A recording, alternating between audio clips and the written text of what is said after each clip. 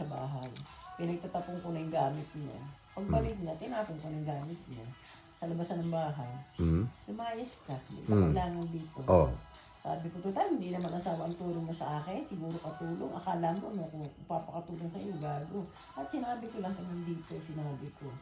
Sabi, pwede kitang kasuhan. Sabi ko. Tapos? Yung ginawa mo sa akin, pwede kitang kasuhan. Tapos yung, ano, baka gusto niya isa-isahin ko. Wow. Hindi siya nagsalita. Hindi siya alam niya eh. Kasalanan niya. May kasalanan talaga siya sa akin. Mangungursa siya eh. Yeah. Mali yun eh. Tama. Oo.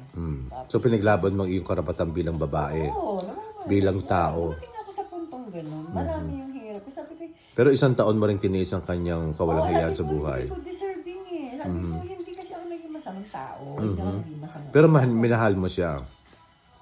Minahal ko lang siya nung una, Darwin. Nung nagsasama na kami, nawala na. Wala dahil sa pagtatrato sa iyo. Oo. Sabi ko, Pero siya ang una mong karanasan.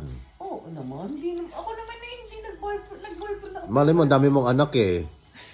Akala ko sina Hazel, kung kanino mga lalaki. Iba-ibang mga... Ito si Hazel, kanino mong anak yan. Yung napuno. Mukhang pangit ng lalaki na kuha mo. Kamukha ng tatay niya yan. Sa basurero? Putay na yun, makakapalang basurero. Tapos si Wena, kanino mo anak? Dahil si Wena ay mataba, Oho. ay nag-aalaga ng baboy, maraming baboy. Magbababoy ang anak ni Wena. Ay, ang tatay ni Wena. O si Rene B. Si Renny B, dahil si Renny ay mali, may galisin siya nung... Ay, galisin si Rene B. Oo. Tapos? Basta lang dumaan ako, may nag-hi, say hi. Putay na, pumayag ka na agad. Puta. Nakagraduate. Sama tayo. Kaya lang ang buntis. Pero, oo. Ay, huwag ka mag-alala. Sino? Anak si ano naman, si Papa, kanino mo anak? Mahilig kasi kumain ng ako iskente no, tsaka lollipop. Ay, may nagpalibre lollipop. Ano pa libre lollipop? Putay na, pumayag ka na naman. Puta, ipampam ka talaga. O tapos, si Banji, kanino mo anak?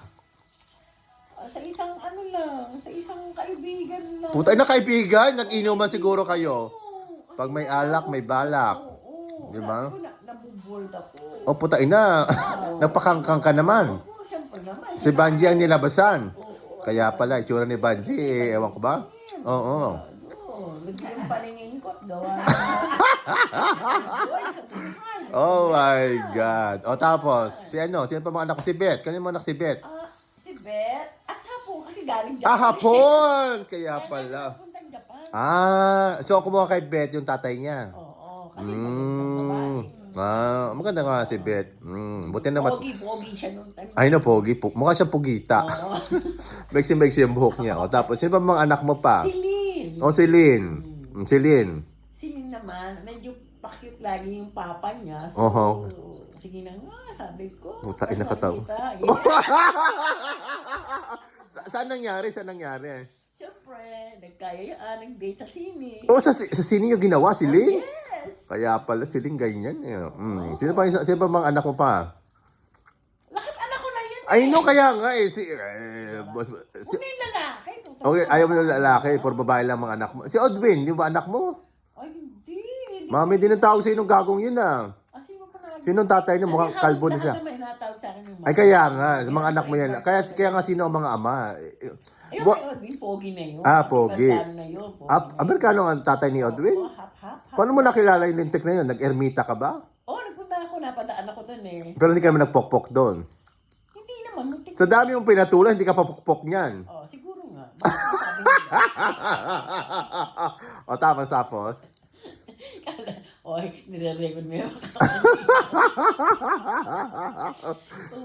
Ano nangyari? Delikado yun. Tuloy tayo. Oh. Delikado yun. Tapos, si Myla, anak mo ni si Myla. Sino ang tatay ni Myla? Sino ang tatay ni Myla? Puta ka. Nire-record. Sino ang tatay ni Myla? Puro ka tarantado. Gagagawa natin, baka maniwala yung